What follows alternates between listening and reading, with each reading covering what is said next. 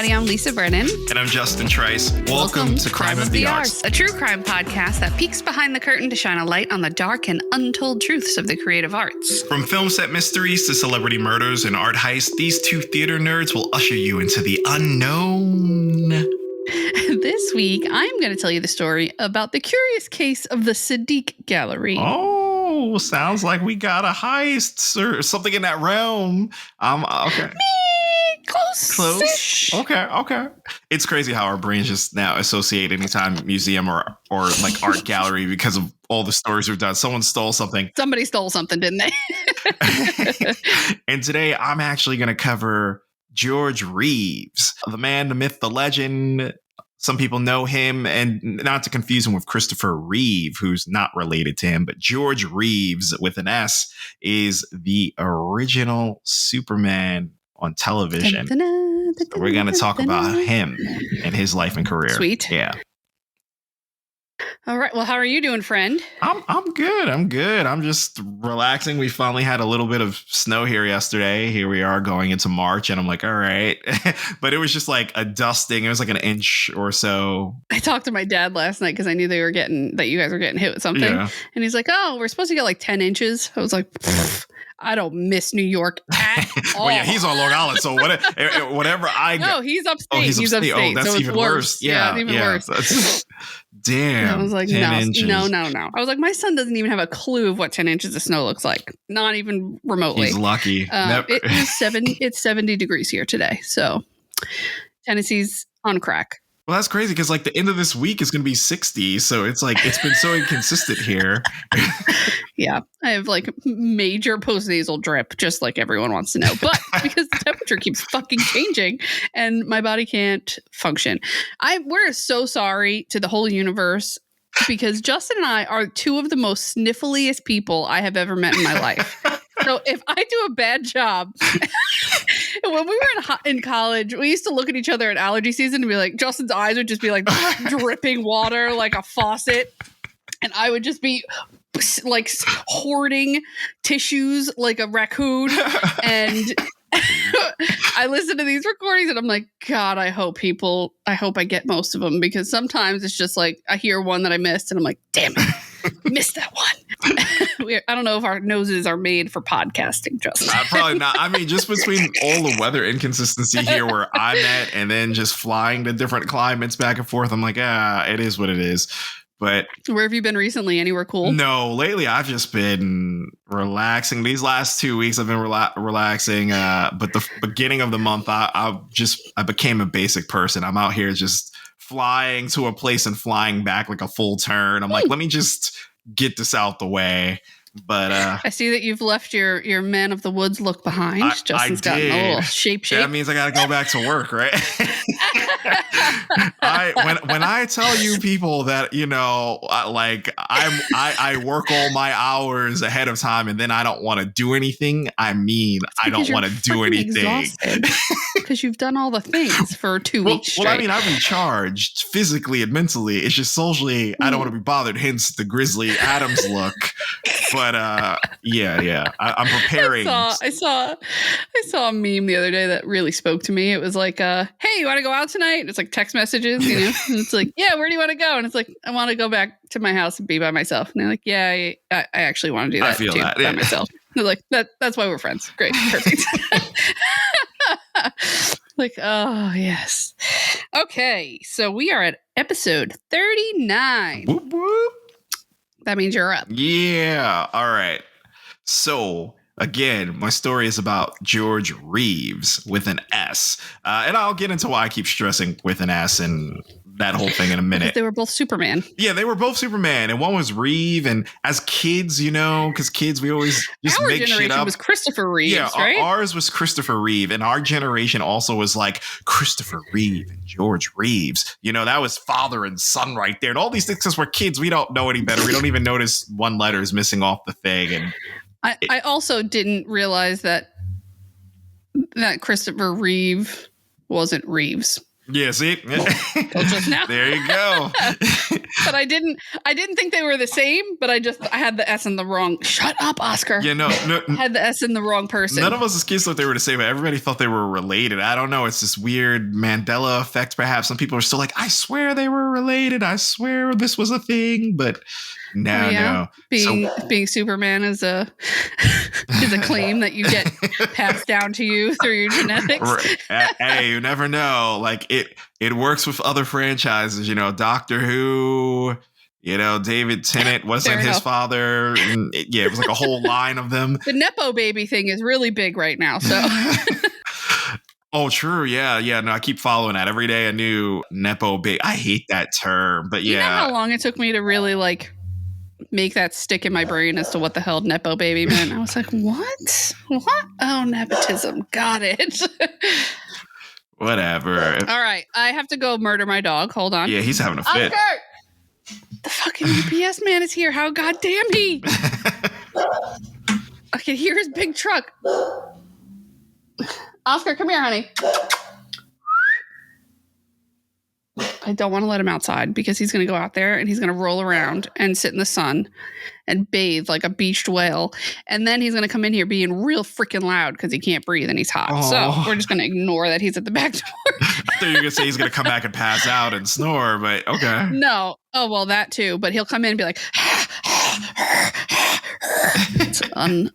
okay, go ahead. I'm going to do my best to ignore him.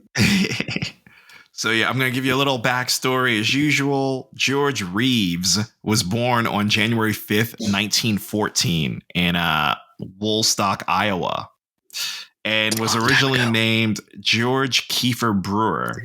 That sounds like a royalty right there or something. I don't know. It sounds like old Hollywood, even though I wonder why he switched the performance names. Kiefer, yeah. I never even thought that was a real name besides Kiefer Sutherland, and I think he spells it differently, but okay. Or is it? Yeah, because he spells it like TH or something. KEI? Yeah. TH? Really? Isn't it like Keither? KEITHER or something? It's Kiefer. Yeah, okay. All right. Whatever. Like naming their kids Boat and Apple. Captain. Captain. Major. Yeah, Major. Yeah, I'm going to name my kid Captain. Be like, hey, Captain. But yeah, so his real name was George Kiefer Brewer at birth. And his parents had him just like 5 months into their marriage, and they divorced not long after he was born. After the divorce, he lived with his mother and moved around the Midwest throughout his childhood. So living in Ashland, Kentucky, that's where she was at, basically to live with relatives for some time until she got back on her feet and things like that. And then they moved to Gillsburg, Illinois, where his mother ultimately started, found a place, whatever. But later on in his life, he moved with his mother to Pasadena, California to live with her sister. And that's where he attended high school and then eventually University of Pasadena Junior College. So it was during, You gotta be moving to California as a child to become famous in any way, shape, or form. Well, it was during that time in Pasadena when Reeves discovered his love for acting while he was in high school and college. So he would go on to drop out of college to pursue the dream of becoming an actor and decided to hone his craft at the Pasadena Playhouse, which was a performing arts venue. It was a well-known venue for its time. A lot of people came out of there for theater and film. While studying acting there, he met his future wife, Eleanora Needles, and they would eventually... That name, Needles. Right? Needles. Oh, he gave me like the heebie-jeebies.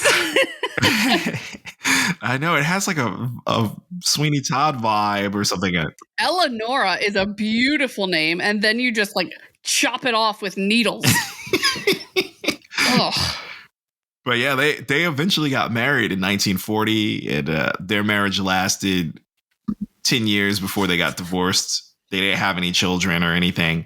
But I bring all of that up now because, yeah, you just follow me. It's a journey here. I'm with you. The year before he got married in 1939, Reeves got his first gig in the movie industry when he landed a minor role in Gone with the Wind, which I didn't even know he was in. I just like went back to try to look at that scene. But he appeared in the movies.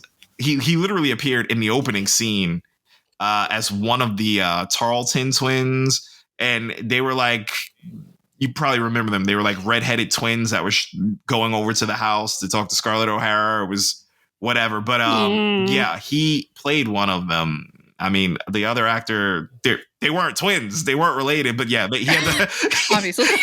yeah, he had to dye his hair red for the role. It's a whole thing.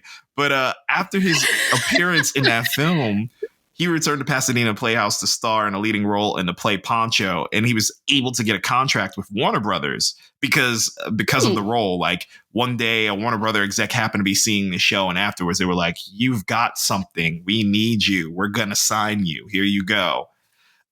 So yeah. How old was he?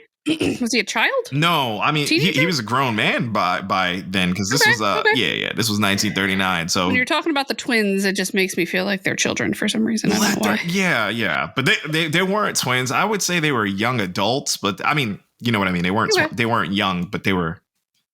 So yeah, after that, Warner Brothers signed him right then and there on the spot, and his contract started giving him that freedom. So he started landing more jobs within film and TV, even though they were like minor. And then after a few small roles in theater and film, he landed his big break when he was cast as the iconic superhero Superman in a television show, The Adventures of Superman, in 1951. So again, you know, he's an older man, because as I told you, he was born in 1914, and here we are, 1951. So again, he's like 30. What is he? 37, 38? I'm trying to get a picture up of him, but I wrote something that's not Superman, and I was looking at a tractor. So yeah, no, you're good. My face looked weird. That was why. So I was like, that doesn't make any sense. Yeah, because he was not. Okay. He was born 1914, and that was 1951. So yeah, he was. He's got that infamous chin, the chin you must have if you are Superman. Yeah, he's got that strong cleft chin, and again, he clearly was looking older than that. He was in his mid to late 30s. So the show itself became an instant hit, and Reeves became a household name, attracting legions of devoted fans who, like, including young fans. The first? The first one on television, yes, for a show. There is a gentleman before him that I guess still the silent film era. There was a person, I had wrote his name down too. I think it was Alan Aiden. But he ended up doing like this TV short, but it was like during the silent era. It was like a short film, but it was shown on TV. But yeah, it was literally 2 iterations of that, but they only were like 6 minutes each. Because, you know, back in the day how they would do the shorts. Yeah. So in terms of TV shows, though, this was like the first Superman TV show, and this man was it. So yeah, the world adored him. He developed a lot of young fans. They idolized him for his portrayal of Man of Steel, and his portrayal of Superman itself.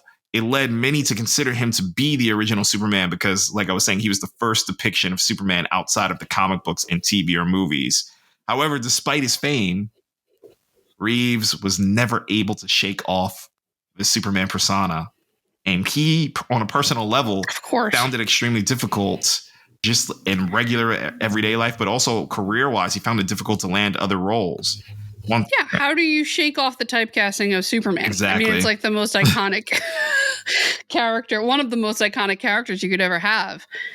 Yeah. That's like, I feel like most of the actors who were in Game of Thrones, or, you know, where they were like not really big on the scene, and then they came in and hit this pivotal point from something so specific. How do you back out of being, you know, Cersei? Well, I mean, it's just really, it's hard. I mean, back then it was even harder because it's not like there was tons of TV shows. If anything, there was like one network, at least back then. Then it got moved up to 3 networks, and, you know, the world was still sorting out TV. So it's like, yeah, you're stuck.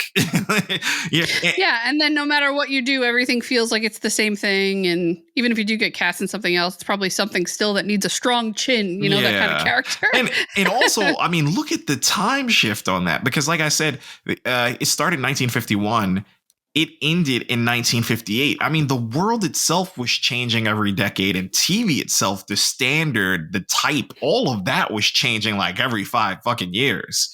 And it's weird when you watch older things, you can totally see it. It's like, oh, from this decade, everyone spoke the same way or had this particular hairstyle. This decade, everyone else had something else. I remember, this is like on topic, but not really. I remember when they changed from to like digital TV for our generation, and you could watch some of the old stuff and really see the difference. Like I remember watching Friends when they changed over and being like, that set looks like it's made of fucking paper mache. What did they paint? Who taped that set together? It looks ridiculous. When we went into HD, you could see the truth. It's like, oh man, it looks like they're not even fully sitting on this couch. They're scared to put their whole weight on there. Shit's gonna break. Oh my god, it's so fun. Yeah, it was so. I remember being like, "This is so weird. The fourth wall is broken. It's broken." And you're seeing all the heavy makeup or the lack of makeup, or these dudes' faces are terrible. You're like, "What happened?" So again, it always gets redefined. So this guy truly was lost. I mean, he couldn't get any other role. And back then, it's not like you had all those deals in place where you were getting residuals or you were getting whatever. Like he was just Superman all those years and that's it. Like the well's drying up. He can't get roles. Right. So Reeves struggled, which I don't blame. I think we all saw it coming. He struggled with depression and alcohol addiction, and he began to isolate himself from his friends and from his family as he struggled to find work. Many in Hollywood had now associated him with the Superman role, and basically they had a difficult time envisioning him playing any other kind of role in his films and TV shows after he made that name for himself as a superhero. So, although he received some offers for a few different acting gigs, they all involved him. Every single one of them involved him playing Superman. Really? So like Superman cameoing in this episode of whatever. They wanted him to play Superman. They were like, listen, no one's going to see you as anything else but Superman. Like, we'd love to have you on the show and give you this amount of money. And he's like, great. And they're like, but no, you have to be Superman in it. What the fuck? I don't want to be Superman. And I can imagine how taxing it is for someone like him, because again, he had that passion for acting. He seemed to hit his stride in the theater realm out there and all these other things. He was doing stuff before that. So I get it. But because of that, I mean, he grew a resentment and he turned all those roles down. Anytime he was offered to come back and play Superman and something else, he was like, fuck it. I will not do it. So yeah, he's trying to distance himself. Exactly. I mean, if you keep taking that on, that's all you're going to be forever. Yeah, and that's the thing too. And keep in mind, he's not a young man. By the time he left, and he's got some acting chops. Yeah, and he's got some acting chops. I was going to say though, also too, like from just like that mental aspect, he was 45 now. Once the show is long over and he keeps trying to get roles, he's not trying to be stuck in this young man superhero persona for long. He's growing as a person and he wants to play things relative to his age. Right. And I mean, you're just going to look like an old washed up Superman at one point, right? Exactly. You're going to hit a point where it's not appropriate for you to be Superman anymore. Yeah. So he started to become even more, I don't even know the word, despondent.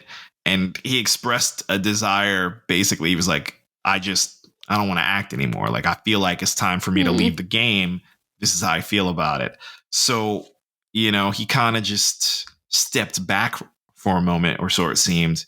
And on the evening of June 16th, 1959, Reeves attended a party at his house with his fiancee, Lenore Lemon, or Lehman. It's Lemmon. I'm just laughing at the alliteration on this too, like the two L's. But and several other guests attended the party. But at some point during the party, Reeves was like, can you excuse me for a minute? And he went upstairs to his bedroom. And ultimately, that's where he was found dead with a gunshot wound to the head. In the middle of a party? In the middle of a party. Yeah. Whoa. I know. It's a lot to take in because this party Jesus. at your own home, mind you. But that party is with his fellow peers, his fellow friends. Most of them are still in the business. I'm sure most of them are still trying to convince him to come back and be Superman. This man has already been self-isolated for quite some time. He's already has that resentment built up. There's a lot of factors that could attribute to what happened here. But the LAPD attributed his death to depression, caused by his inability to find more work and, feeling like he felt, many have stated before that he kept stating he felt as if he was a failure due to the way he could not recover the career. Several newspapers and wire services reports had quoted then LAPD Sergeant V.A. Peterson that his fiance Lemon blurting out that Reeves was probably going to shoot himself before he did, saying that he was going to grab his gun when a noise was heard upstairs, and then finally saying, "I told you so," once the shot went off. That's what that sergeant claimed. That sergeant's claiming he went upstairs. No one knows if there was an argument or dispute, but he goes upstairs and allegedly the fiance is downstairs saying he just went upstairs to kill himself. Allegedly she's down there with everyone else going, he's going up there to kill himself. He's going to shoot himself in the head. Shot goes off and allegedly she's going, "I told you so," once the shot went off. This is the claim. Was she like, "I told you so," and running upstairs? Like, what was... It's really weird. It gets weirder. I'm surprised you've never heard about any of some of this because Ben Affleck even did a movie. It was called Hollywoodland, which I guess it's his take on some of the myths and urban legends of what might have happened, things like that. I didn't actually see that. But the first half of the film was pretty good because it showed the ascent of his career, and then this whole thing about once the show was over, how he was trying to cope and he couldn't. I like that, but then it went into some very Hollywood studio fictional stuff, and it just got a little carried away. But the official cause of death was ruled as suicide. But many people they've questioned that verdict and believe that Reeves was murdered. One theory is that his ex-lover, Toni Mannix, who is the wife of MGM executive Eddie Mannix, was responsible for his death. The wife? The wife of an MGM executive. Mm-hmm, but why wouldn't you point your finger at the MGM executive? Hold on. Okay. They claim that Tony was responsible for his death. It's said that Mannix was jealous of Reeves' relationship with his new fiance and may have hired a hitman to kill him. Okay. That probably happened. That might have happened. But another theory, you might like this, another theory is that Reeves' death was a result of an accidental shooting, as he was known to handle guns and drink heavily. So this was a man who tended to get a little drunk and also tended to dabble with guns. And it puts into perspective maybe what the sergeant reported or reportedly heard is true, because the wife is literally, for all we know, they got into an argument and they're like, oh, she was probably like, he's going upstairs to go shoot himself. She was probably more sarcastic about it, but she knew he was probably going to fuck around with a gun. And then boom, she probably was like, I told you so. But even so, you told me so. You didn't necessarily run up there. Right. Like, you're not up there trying to stop them. So what? I don't understand. Yeah, the shit, there's a lot of in this story. So, okay. Is that all the theories? Are there more? There's one or two more I got for you. Okay. But if you want to process these right now, you can say what you're going to say. Yeah. I'm just, okay. So do we know if the Maddoxes were at this party? We do not know. But again, the hitman scenario, they don't think she herself, Toni Mannix herself. Yeah. I don't think she did it either, but I think he did. Oh, you think the husband did? You think Eddie Mannix did it? Yep. I don't think he'd personally do it, though. If anything, I feel like there's a hitman, but yeah. He could bury literally anything. All right. I don't know. Well, that's the catch. I mean, because even our autopsy, or so it seems, is show. But we're going to get there. Okay. Because of the statements that she made up until the shooting, there's some people that believe his fiance was involved in the murder. The official police report she gave to the police placed her in the living room along with the other party guests during the time of the shooting. However, but no one remembers seeing you However, there. there's conflicting statements from one of Reeves' friends and former coworker. This is the most recent movie of Knives Out. Is that what this is? Oh, see, I still haven't seen The Glass Onion, but that's even funnier that they did that. However, there was conflicting statements from one of Reeves' friends and former coworker from Gone with the Wind, Fred Crane. He claimed that Reeves' current fiance, Lehman, was either inside or close by the room when the shooting occurred.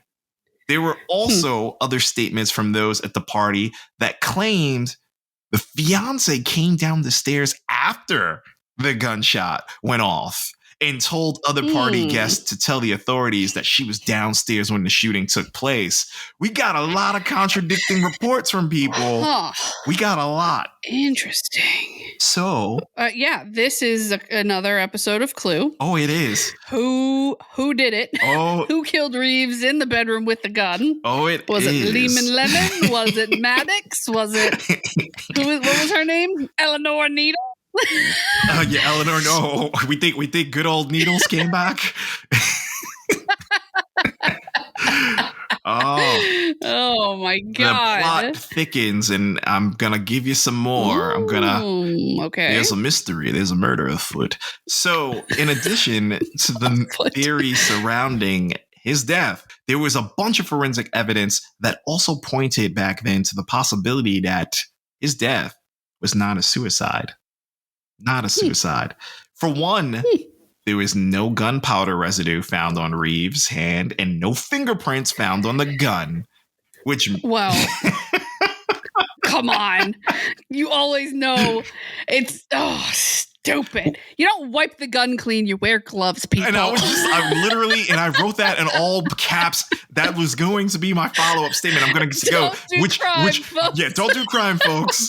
Don't do crime, folks. But yes, they found no fingerprints, no gun residue, which may have suggested, like Lisa said, the potential shooter could have worn gloves.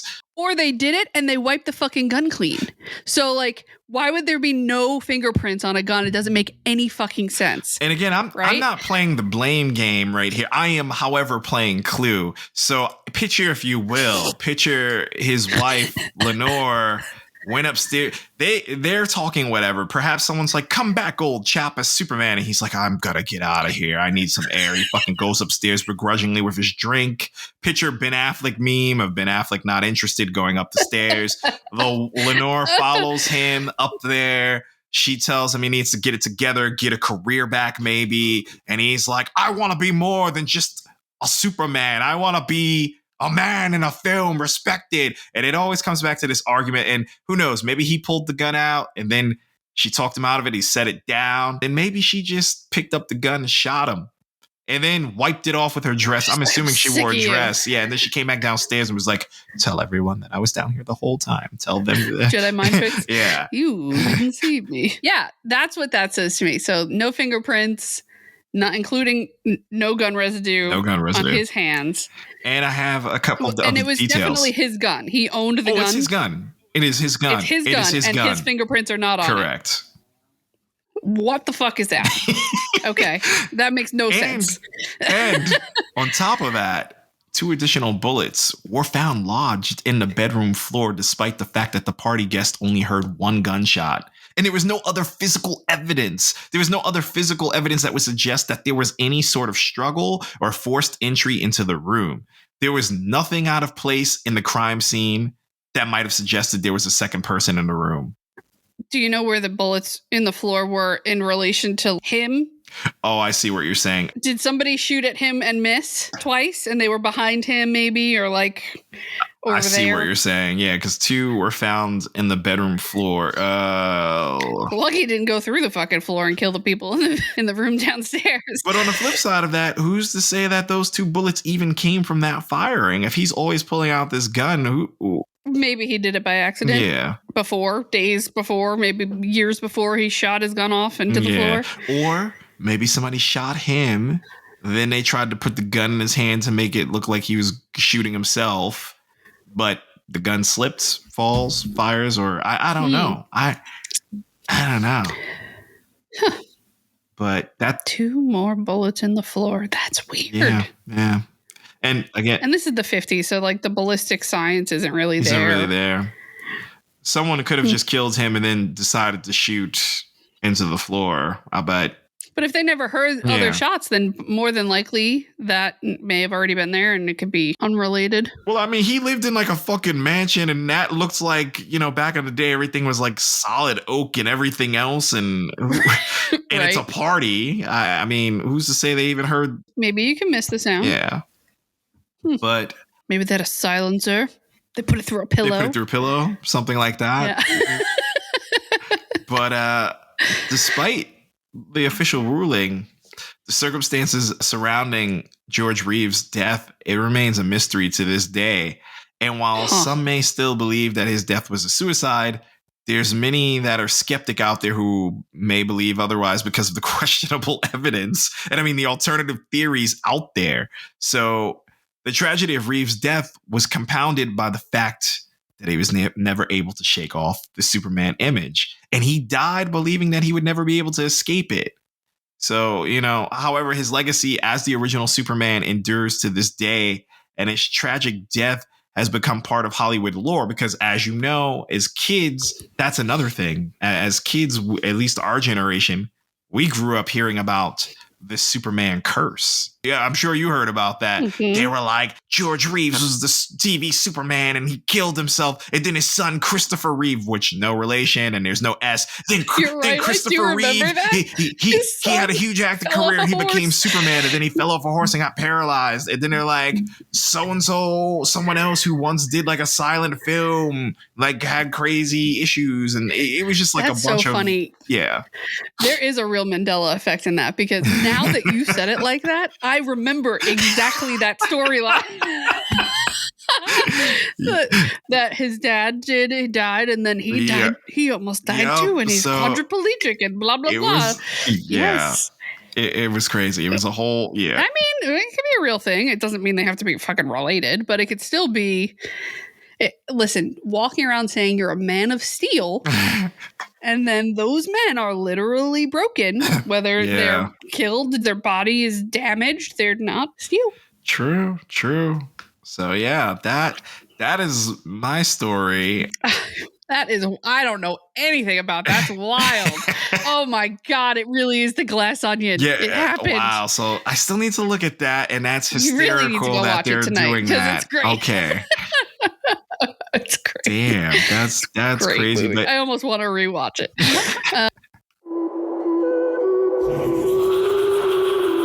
Let me introduce you to a few new friends of ours.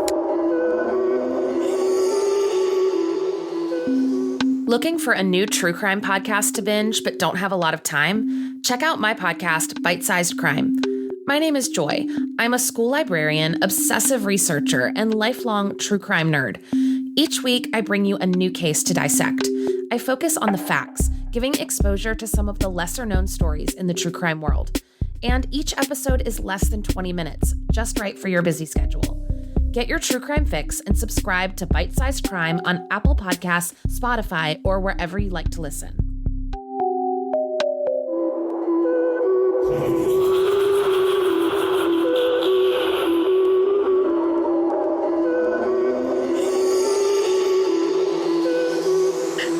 My story is so different than yours. It's awesome. Hey, but that's the beauty of it. Yeah. Let's shake it up. Let's do it. My story is called The Curious Case of the Sadigh Gallery. I found this story by listening. All I do is listen to podcasts. Like I mostly listen to podcasts. I listen to books and I watch shitty TV. So I was listening to another podcast. I actually put the episode in the show notes. It's a podcast called Cheat. Okay. So if you want to hear some more interviews with some of the people who I'm going to tell you about, they have interviewed these people. But I will share with you the story and then you can go hear what they have to say for themselves. Our story all starts with a man named Marty Martin, which is a terrible name. Sorry, Marty, if you ever listen to this. Eminem. Yeah. So Marty Martin, he is a playwright. And he had been writing and directing and producing plays for 25 years. He worked intimately with such distinguished actors as Anthony Quinn, Mickey Rooney, Pat Carroll, and following the death of playwright Hugh Wheeler, Mr. Martin completed the book for the Broadway production of Meet Me in St. Louis, which was nominated for a Tony Award for Best Book for a Musical. He's been praised by Time Magazine, Newsweek, Variety, and the legendary New York Times theater critic Walter Kerr. Productions of his plays off-Broadway had received both Drama Desk and Outer Critics Circle awards, as well as a Grammy Award for Best Spoken Art Recording. Mr. Martin was also the recipient of the Drama Logue Critics Award Drama League? for outstanding... No, maybe it's a typo. Oh, yeah. Could be. The Drama League Critics Award for Outstanding Achievement in the Theater, and his plays Gertrude Stein, and I Don't Want to Be Zelda Anymore enjoyed extended runs in New York regional productions. Okay. The Clown of God, The Necessary Luxury Company, Farewell Performance. He has got so many freaking plays, it's wild. His plays have been highly acclaimed in LA, San Francisco, Houston, Dallas, DC, Mexico, Italy, Israel. I mean, he is a world-renowned playwright. So take that in. For me, that was kind of intriguing because, one, it seems like it takes quite a bit of intelligence to do something like this. Right? Yeah, for Wouldn't you think sure. that? Okay. Put a pin in that. He is a resident playwright at Stratford Festival Theater in Connecticut, and he's also a collector of many things. Oh boy, I don't. When I hear words collector, I'm always thinking of the worst. So I can't wait to hear what he's collecting potentially. So he pretty much was a single guy who was like, I got all this money and I really like dinosaurs. Like, I've loved dinosaurs since I was a little kid. So he started taking his money and he started to build this collection of ancient artifacts. And he decided he wanted to share them with the world in like a touring exhibit that he would rent out to different museums. So everything from dinosaur bone replicas to Egyptian hieroglyphics. He had it all. And he finds a small family-owned antique shop specializing in the earliest years of human history. And he thinks he's struck gold. Okay. It is in New York City. It's this tiny hole in the wall. But some things are just too good to be true. And maybe that should have been obvious from the start. Uh-oh. So he started a company called the Origins Museum Institute. And that's what he would use to share and rent out his exhibits to museums.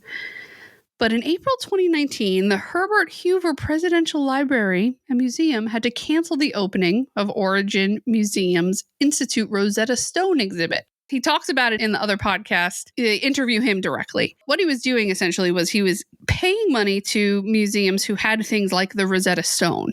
Okay. And having casts made of them so that he can have replicas of these ancient artifacts. So he would pay the museum, he would borrow this item, he had someone he would have it sent to, and that person would make replicas. Same thing with dinosaur bone. They gave him the fucking Rosetta Stone. They would give him the real Rosetta Stone, not a copy. Real Rosetta Stone. What? No, Justin. Wow. And for those who don't know what the Rosetta Stone is, it's not just an app that tells you how to speak other languages. It's named after the real Rosetta Stone, which was an ancient artifact that had Egyptian and an ancient Greek and then hieroglyphics all on the same tablet carved in 3 languages. It said the exact same phrase, whatever. I don't know what it was off the top of my head. And that's how they deciphered hieroglyphics from there forward. So it kind of shone a light, for lack of sounding corny, on an entire culture that we, couldn't read at all. So, yeah, he actually borrowed the real Rosetta Stone, sent it to this lady who made a cast of it, and then he had put on tour these replicas of these ancient items, ancient fossils, ancient dinosaur bones, things like that. I'm just dumbfounded because I naturally thought, because like a lot of museums and things in general, they don't even have the real copies of specific things. I thought they would just give him the fake copy to make a copy. First off, how much money is he even paying them to do this? Not that I truly care, but yeah, you're paying a lot, but that a lot should not get you the real deal. It should get you the copy of the real deal, because you could have just walked off with that. It's like, don't do crime, folks. But if their museum's gonna give that to him to fucking, wow, that's crazy. It is. It's kind of nuts, right? Like, that is an irreplaceable piece of history that they just lent to this man. They just lent it to him. Put shit all over to make a cast of it. Like, they had to do stuff to it to get an accurate casting of it. It's wild to me. Yeah, I agree. He titled this exhibit the Rosetta Stone exhibit, and it was set to open. They had like a year-long setup with the Herbert Hoover Presidential Library Museum. Okay. It got canceled because a University of Iowa associate professor named Bjorn Anderson wrote to them, the museum, stating that he had concerns about the authenticity of some of the items to be displayed. When I say some of the items, I mean most of the items. An astounding 90 of the 125 objects to be placed in the exhibit were either definitely or most likely fakes, quote unquote.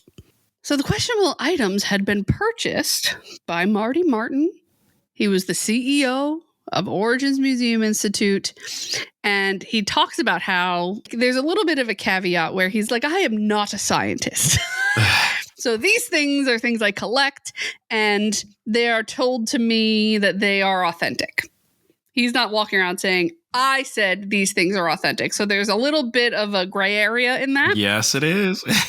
I feel like there's a real risk on the side of these museums in taking this exhibit from him. But I guess when it looks like the Rosetta Stone and he's the only one who's got it, that's crazy. What are you going to do? So he met this New York-based antiques dealer. They referred to him as Michael Sadigh, but I'm just going to call him Sadigh for the rest of the episode. Okay. Sadigh was a New York antiquities dealer who operated Sadigh Gallery out of the jewelry building on Fifth Avenue for decades. He was an Iranian immigrant with a family tree of antiquities merchants, and he ended up being arrested by law enforcement. And they were acting on a state warrant in connection with charges involving his business, where he allegedly was directly involved in counterfeiting thousands of fake antiquities on the premises of the gallery, Makes sense. Which he then sold to customers. Yeah. The Sadigh Gallery website has since been taken down. You can go find it. There's like a website called, what is it? Like the Wayback Machine, I think it's called. I don't know if you've ever seen this. No, I haven't seen it. You can go and see somebody saved images and things like that from the internet. So that's why everything's living forever. And you can actually go back and see images from his website for the Sadigh Gallery of like, it almost looks like a flea market flyer. It's like poster size shaped, 11 by 17 shape. And it's just got a bunch of photoshopped images of these rare antiques, but the background is blue and it's like 20% off antique, blah, blah, blah. And you're like, what? Who believes this shit? Ridiculous. I want to know how much he's selling the counterfeits for. Because again, he's probably, okay, yeah. Yep. So we find out that he'd actually been like selling ancient art since he was a teenager. And he has a LinkedIn profile that's still up. That's fucking crazy. His company started as like a mail order only. Then it became this brick and mortar gallery in Manhattan in 1982. So think about that. Just the brick and mortar and the amount of years he's been open immediately give him some kind of clout, And he sometimes collaborated with an internationally known dealer named Joel Malter. And Joe Malter was like a recognized expert, a scholar, a pioneer. So again, adding more clout and more authenticity to whatever he's putting out in the world. But his pieces, for the most part, were considered to be authentic. Right. But as the years marched forward, Sadigh became something of a pariah among his fellow ancient art dealers, as well as among a bunch of collectors. If you type his name or the Sadigh Gallery into Google, it will spit out a wide variety of information, part of which is a long list of cautionary tales from buyer beware stories, many written by the frustrated art collectors who poured their money into pieces later determined to be fake. dealers and seasoned collectors advised new collectors to avoid purchasing from the gallery directly. You can go on and there's like Yahoo reviews and some people that write like, oh, I got this statue from there and it's my most prized possession. It's so beautiful and I have this culture in my home. And then you get down the line and they're like posting this New York Times article, which really outed him. Oh my God. And they're like, do you see this? And you can see the kind of the change where people are reading that New York Times article now and being like, I thought this was real for 30 years. It's not. Yes. I thought this was real. I paid top dollar for this. Thousands of dollars, dude. And one 2015 complaint from a defrauded buyer, it's almost prophetic. So it outlines how Sadigh came to his house and refunded him his money because all the purchases that he made through this man were discovered to be modern copies. And he had a 100% return policy. So for years and years and years, people were finding out that their items were not real. They would call him and be like, I want my money back. And he'd go, okay, no problem. And he'd go and give them their money back, take it, and nobody would talk. Yeah, because nobody would fucking talk about it. It was ingenious. It was brilliant because it's no point in them talking if they got their money back and they feel heard and content. But he was really just, that was hush money because he's like, don't fuck up my business. Right. He's like, hey, it's fine. It's fine. You don't think it's real? That's okay. I will give you your money back 100%. So where I lost my place. So the commenter gave a warning to novice shoppers that up until then, no one had sued him, and stating that a Manhattan DA had yet to investigate the problematic dealer for fraud. So he was one of the first people to come out and be like, he gave me my money, but buyer beware. So like I said, he had this no hassle return policy, and it really helped protect him from a barrage of lawsuits that might have otherwise been filed, requiring him to testify under oath as to the authenticity and the provenance of the objects sold in his gallery. So for those who don't remember, way back when we've done art ice and forgeries, provenance is the paperwork that shows you where these items came from, the person who created them to where they are now and how they got there. Exactly. It's the full paper trail of authenticity, if you will. Right. So when clients complained, he simply reassumes the offended item and refunds the dissatisfied purchaser without a fuss. What he hasn't done, though, is go back and refund all the uninformed and unsuspecting buyers who have yet to realize they have been duped. Frustrated, the collecting community lashed out, taking shots at the fraudulent gallery owner all over the internet. Buyers wrote complaints about his activity to the Better Business Bureau. They documented negative experiences on TripAdvisor. If you have the time, go read the TripAdvisor. It's fucking hilarious. And they saved damning images on the Pinterest boards, highlighting a variety of alleged fakes sold as authentics. Don't you love the digital era? Like before he was getting away with it, because like you mentioned Yahoo reviews. I'm like, oh my God, he's been at this for so fucking long that Yahoo was still in power. Yep. There's even a YouTube channel that exists that, has dramatic music highlighting the numerous problems with the gallery's merchandise. Someone has gone on to memorialize everything that he sold that has come up as fake forever and ever in a YouTube channel. So there's a agency called the Association for Research into Crimes Against Art. Okay. So they go by the acronym ARCA. And their own research documents show Sadigh's supply chain via shipping container manifests. And I actually fell down a rabbit hole into all of these shipping container manifests. And two of these, picked at random, illustrate that in 2007, he imported a container containing 214 statue handicraft, quote unquote. Damn. From a company called Ramsey Export from Egypt. And then 2017, which is 10 years later, another container with 42 statue stone panels and wood panels are coming from Giza, again, Egypt, from, oh God, I'm going to butcher this name. When I had to write these notes, I was like, no. Al-Warshar El-Faroneya is the name of a person or a company that was the original shipper of this item to him. Neither shipment, as one would suspect, purported anything about being antiques. They described the import contents as just regular modern items. Replicas identified to be sold in his gallery were from these specific shipping containers. So by 2013, things really began to ramp up.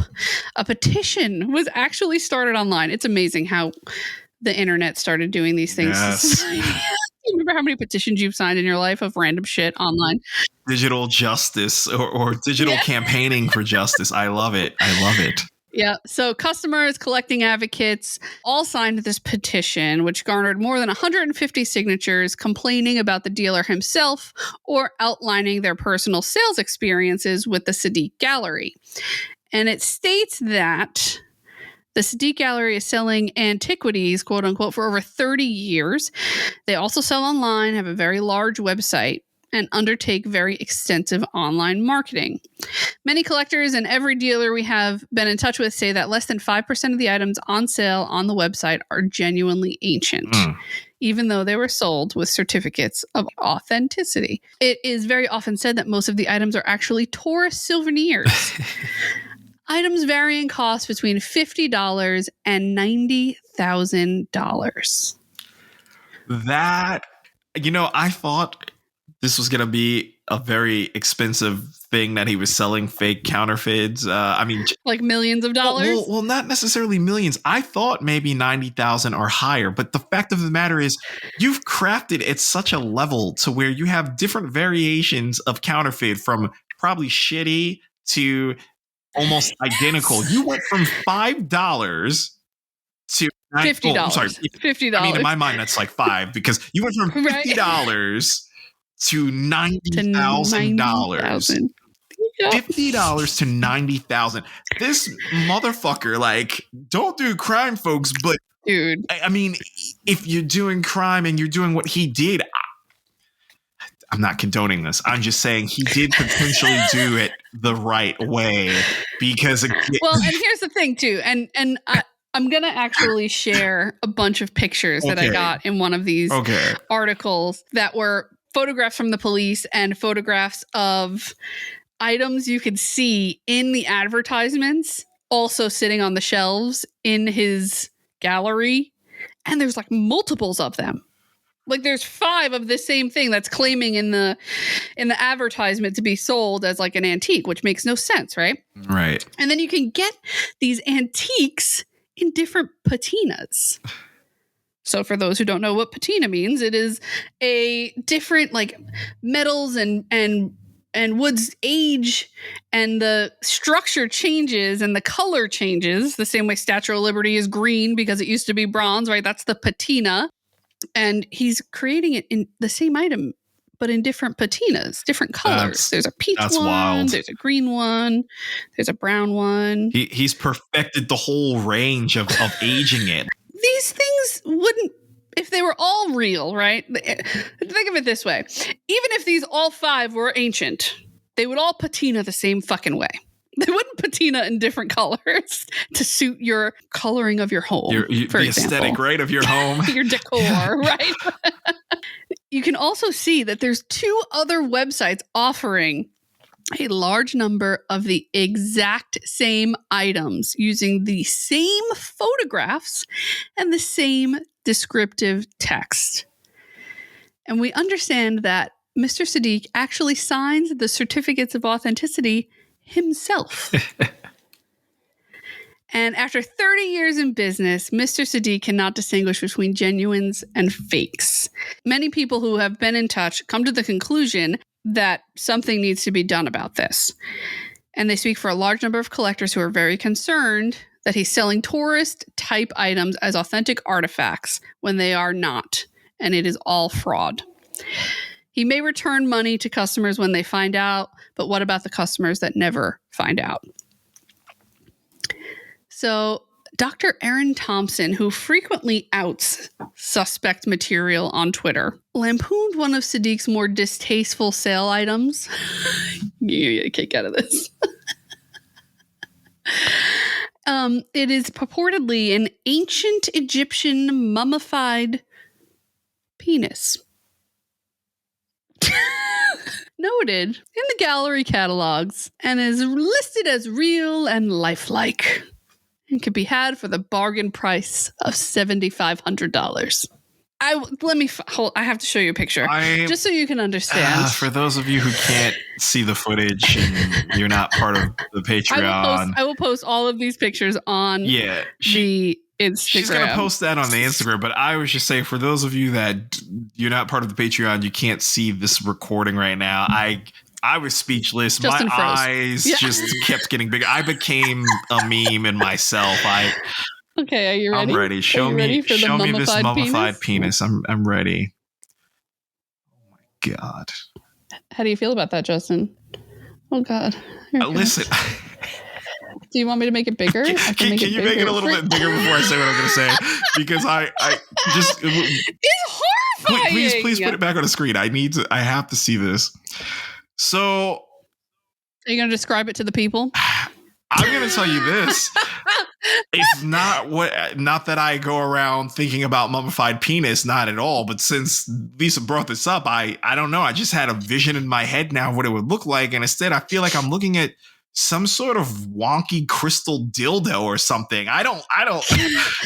Well, okay. If you won't describe it to the people, I will. Yeah. It looks like the bottom is like loose, raggedy, brown material, like old material. And then, I don't know. Then there's two individual balls, which makes anatomically no sense. And then it is somehow cleaner and whiter, the material, as it goes up the rest of the penis. Again, the way she's showing me through our video chat here, that's why I say it looks the dick, the shaft looks crystal to me, but I don't know. It looks... Whose balls look like that? Again, well, they said it's mummified, and even if it's mummified, that's not realistic anatomy. That's definitely not realistic anatomy. And again, I feel like if this was some... Look, and to make this clear, this is not kink shaming or anything of that nature. But to me, that looks like a prop on a fucking Egyptian themed porno. Oh my God! I don't know if they made some sort of porno and it's like Cleopatra coming at you. In there, one of her many suitors might be using this prop for something. Like she's like, I took my lover's penis and I mummified it so I could keep it and use it later. Yeah, like that just looked really. It's frightening. It's frightening. And that was $7,500, huh? So, and think about this. He had to sit in the fucking upstairs of his creepy little building and make that. How do you even ship that? That's really my question. How do you? He just sat there and was like, Yeah, that looks like a penis. That's accurate, right? It's perfect. We'll just make this a little darker over here, bubble these up a little bit. I don't know. If we were making, again, it looks like a porno prop, or it just looks like, I don't know, if we were making if we were to make a rated R, campy, gory film where like mummies are attacking us, or like the mummy's pants fell down, I feel like that would be appropriate for the film. But yeah, I don't know. So yeah, somebody potentially bought that mummified penis. And I know it's hard to break away from, but I'm just going to keep going. Keep going. But yeah, don't post that as the Instagram picture. I feel like we're already going to be flagged and fucking suspended if you put that picture up. So if people want to put it, just put the link in the sources of the picture. Put the link of the picture in the sources. The link's already in the notes, so you'll have to go take a look, I guess. Cool. So some items shipped from the gallery had certificates of authenticity signed by the owner, even included translations of inscriptions, which when presented to like knowledgeable experts, even the translations have proven to be problematic. Sumerian scholars complain that some artifacts listed as Sumerian, once depicted on the gallery website, are not actually written in Sumerian or anything even resembling the ancient language. Not at all. Might as well be gibberish. Oh boy. Others have reported that some Egyptian objects and their accompanying translations have simply been copied from authentic published museum pieces, like word for word copied. So with that being said, by 2021, at 60 years old, it was no longer possible to believe that he had been in the art business for all of his adult life and he could be genuinely ignorant about the authenticity of the materials he was earning a well-paid livelihood from. And the very fact that Sadigh hadn't reconciled his business model after so many complaints over so many years, and despite having made repeat refunds to numerous dissatisfied collectors when objects proved to be inauthentic, suggests actionable negligence, not beginner's incompetence. More like a demonstrable intent to deceive and to actively and voluntarily commit fraud. Based on the investigation and on a formal affidavit filed by a special agent of the Department of Homeland Security Investigations, which we've actually talked about before. Mm-hmm. They're the ones who were working against Jen Shah. Same group of investigators. And a Supreme Court judge authorized a search and seizure warrant on July 30th, my birthday, of 2021. And it was executed in Sadigh's New York gallery.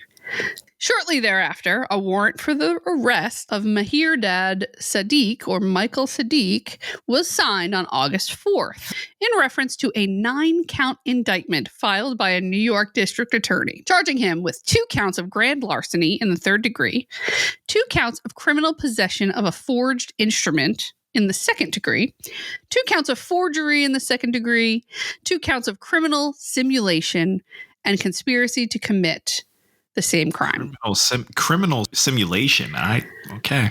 Yeah, I never heard of that either, like but that. interesting, right? Sounds fucking grand. I mean, he was simulating a lot of things there. I mean, it really, including penises. Oh my goodness. So once on the premises, officers involved in the executing of the search warrant found what appears to be a fully functional fabrication studio.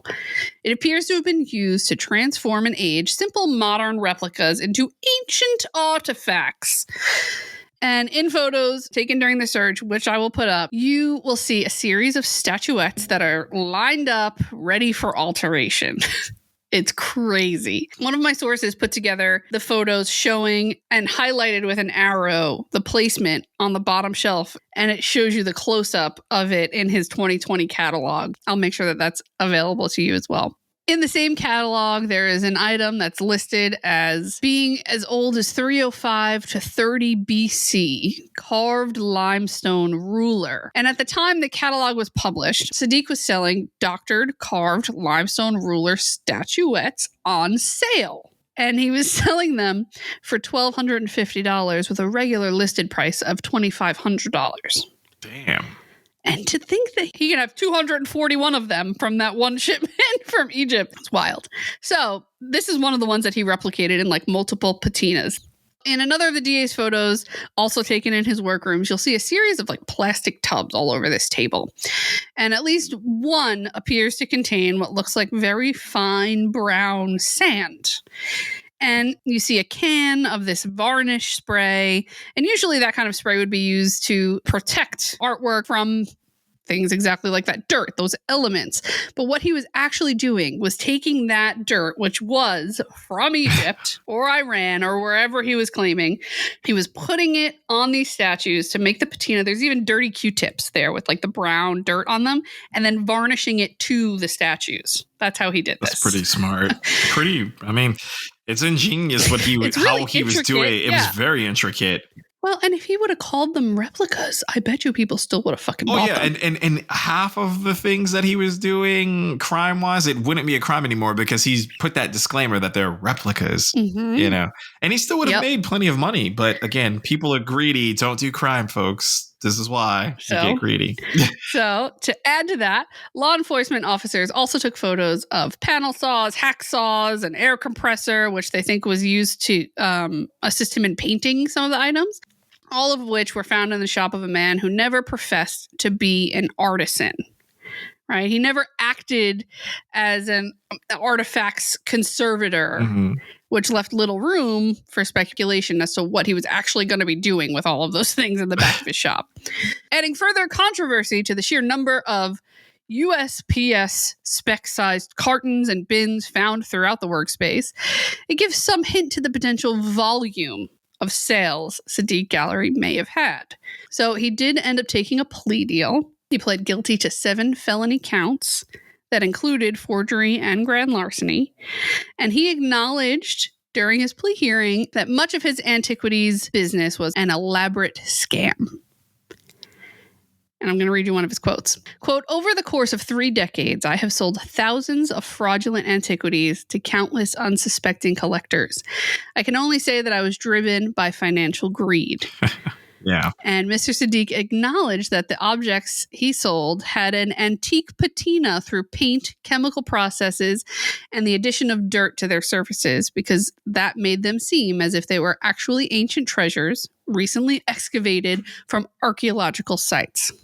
In describing his scheme in court, Mr. Sadigh said that to hide his deceptions, he had hired a company to flag, remove, and bury Google search results and online reviews that suggested that some of what he sold may be inauthentic. He's really smart. He's very smart. to think about those things. And, normally I would be like, oh, that's great of him owning up to all of it, but I will not give him that credit because I see through the bullshit. He is smart and he wants you to know how smart he is. That's why he's explaining all of this. If he pled not guilty, if he claimed he didn't do any of that, then he can't boast about the work that he created, which the whole process was brilliant. Exactly right. Yep. I fooled all of you. Mm-hmm.